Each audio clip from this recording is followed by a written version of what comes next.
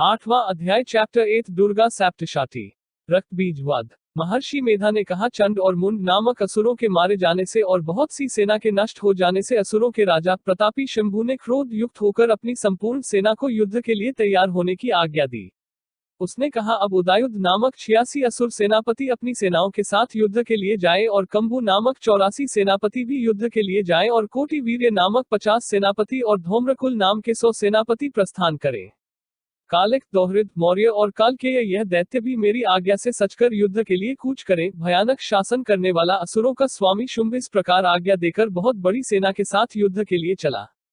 उसकी सेना को अपनी ओर आता देखकर चंडिका ने अपनी धनुष की टंकोर से पृथ्वी और आकाश के बीच का भाग गुंजा दिया।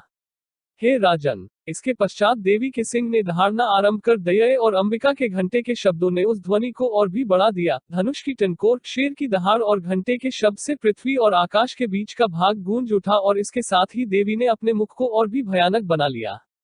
ऐसे भयंकर शब्द को सुनकर राक्षसी सेना ने देवी तथा सिंह को चारों ओर से घेर लिया।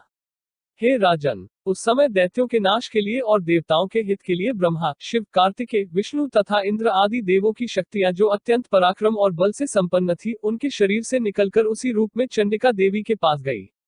जिस देवता का जैसा रूप था, जैसे आभूषण थे और जैसा वाहन था, वैसा ही रूप, आभूषण और वाहन लेकर उन देवताओं की शक्तियां दैत्यों से युद्ध करने के लिए आई। हंस युक्त विमान में बैठकर और रुद्राक्ष की माला तथा कमंडलू धारण करके ब्रह्मा जी की शक्ति आई। वृषभ पर सवार होकर, हाथ में त्रिशूल लेकर, महानाग का कंकण पहनकर और चंद्र रेखा से भूषित होकर भगवान शंकर की शक्ति माहेश्वरी आई और मोर पर आरूढ़ होकर हाथ में शक्ति लिए दैत्यों से युद्ध करने के लिए कार्तिकेय जी की शक्ति उन्हीं का रूप धारण करके आई। भगवान विष्णु की शक्ति गरुड़ पर सवार होकर शंख, चक्र, श्रांत, गदा, धनुष तथा खंडक हाथ में लिए हुए आई। श्रीहरि की शक्ति वाराही, वाराह का शरीर धारण करके आई और नरसिंह के समान शरीर धारण करके उनकी शक्ति नारसिंही भी आई। उसकी गर्दन के झटकों से आकाश के तारे टूट पड़ते थे और इसी प्रकार देवराज इंद्र की शक्ति ऐन्द्री भी ऐरावत के ऊपर सवार होकर आई। पश्चात इन देव शक्तियों से घिरे हुए भगवान शंकर ने चंडिका से कहा, मेरी प्रसन्नता के लिए तुम शीघ्र ही इन असुरों को मारो।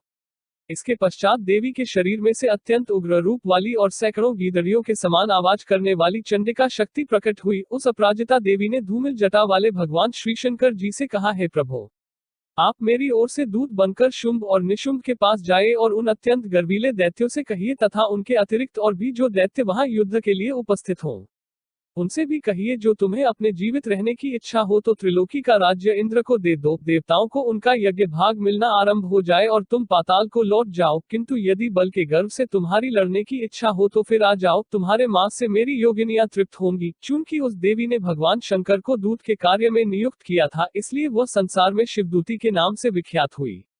भगवान शंकर से देवी का संदेश पाकर उन दैत्यों के क्रोध का कोई आर पार न रहा और वह जिस स्थान पर देवी विराजमान थी वहां पहुंचे और जाने के साथ ही उस पर बाणों और शक्तियों की वर्षा करने लगे। देवी ने उनके फेंके हुए बाणों, शक्तियों, त्रिशूल और फरसों को अपने बाणों से काट डाला और काली देवी उस देवी के साथ आगे खड़ी होकर शत्रुओं को त्रिशूल से विदीर्ण करने लगी और खटवान से कुचलने लगी। ब्राह्मणी जिस तरफ दौड़ती थी उसी तरफ अपने कमंडलू का जल छिड़क कर दैत्यों के वीर्य व बल को नष्ट कर देती थी और इसी प्रकार माहेश्वरी त्रिशूल से, वैष्णवी चक्र से और अत्यंत कोप वाली कौमारी शक्ति द्वारा असुरों को मार रही थी और ऐन्द्री के बाजू के प्रहार से सैकड़ों दैत्य रक्त की नदियां बहाते हुए पृथ्वी पर सो गए।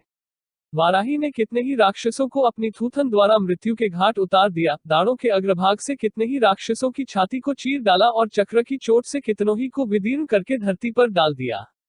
बड़े दो राक्षसों को नारसिंही अपने नखों से विदीर्ण करके भक्षण कर रही थी और सिंहनाद से चारों दिशाओं को गुंजाती हुई रणभूमि में विचर रही थी। शिवदूती के प्रचंड अट्टहास से कितने ही दैत्य भयभीत होकर पृथ्वी पर गिर पड़े और उनके गिरते ही वह उनको भक्षण कर गई। इस तरह क्रोध में भरे हुए मात्रगणों द्वारा नाना प्रकार के उपायों से बड़े बड़े असुरों को मरते हुए देखकर राक्षसी सेना भाग खड़ी हुई और उनको इस प्रकार भागता देखकर रक्तबीज नामक महापराक्रमी राक्षस क्रोध में भरकर युद्ध के लिए आगे बढ़ा। उसके शरीर से रक्त की बूंदें पृथ्वी पर जैसे ही गिरती थी, तुरंत वैसे ही शरीर वाला तथा वैसा ही बलवान दैत्य पृथ्वी से उत्पन्न हो जाता था। रक्तबीज गदा हाथ में लेकर ऐन्द्री के साथ युद्ध करने लगा। जब ऐन्द्री शक्ति ने अपने वज्र से उसको मारा तो घायल होने के कारण उसके शरीर से बहुत सा रक्त बहने लगा और उसकी प्रत्येक बूंद से उसके समान ही बलवान तथा महापराक्रमी अनेकों दैत्य भयंकर रूप से प्रकट हो गए। वह सबके सब दैत्य बीज के समान ही बलवान तेज वाले थे। वह भी भयंकर अस्त्र शस्त्र लेकर देवियों के साथ लड़ने लगे। जब अयद्री के वज्र प्रहार से उसके मस्तक पर चोट लगी और रक्त बहने लगा तो उसमें से हजारों ही पुरुष उत्पन्न हो गए। वैष्णवी ने चक्र से और अयद्री ने गदा से रक्तबीज को चोट पहुंचाई और वैष्णवी के चक्र से घायल होने पर उसके शरीर से जो रक्त बहा उससे हजारों महाअसुर उत्पन्न हुए, जिनके द्वारा यह जगत व्याप्त हो गया। कौमारी ने शक्ति से, वाराही ने खग से और माहेश्वरी ने त्रिशूल से उसको घायल किया। इस प्रकार क्रोध में भरकर उस महादैत्य ने सब मात्र शक्तियों पर पृथक पृथक गदा से प्रहार किया और माताओं ने शक्ति तथा शूल इत्यादि से उसको बार बार घायल किया। उससे सैकड़ों महादैत्य उत्पन्न हुए और इस प्रकार उस रक्रबीज के रुधिर से उत्पन्न हुए असुरों से संपूर्ण जगत व्याप्त हो गया, जिससे देवताओं को भय हुआ। देवताओं को भयभीत देखकर चंडिका ने काली से कहा, हे चामुंडे, अपने मुख को बड़ा करो और मेरे शस्त्रघात से उत्पन्न हुए रक्त बिंदुओं तथा रक्त बिंदुओं से उत्पन्न हुए महाअसुरों को तुम अपने इस मुख से भक्षण करती जाओ। इस प्रकार रक्त बिंदुओं से उत्पन्न हुए महादैत्यों को भक्षण करती हुई तुम रणभूमि में विचरो। इस प्रकार रक्त क्षीण होने से यह दैत्य नष्ट हो जाएगा। तुम्हारे भक्षण करने के कारण अन्य दैत्य नहीं होंगे। काली से इस प्रकार कहकर चंडिका देवी ने रक्तबीज पर अपने त्रिशूल से प्रहार किया और काली देवी ने अपने मुख में उसका रक्त ले लिया। तब उसने गदा से चंडिका पर प्रहार किया। प्रहार से चंडिका को तनिक भी कष्ट न हुआ, किंतु रक्तबीज के शरीर से बहुत सा रक्त बहने लगा। लेकिन उसके गिरने के साथ ही काली ने उसको अपने मुख में ले लिया।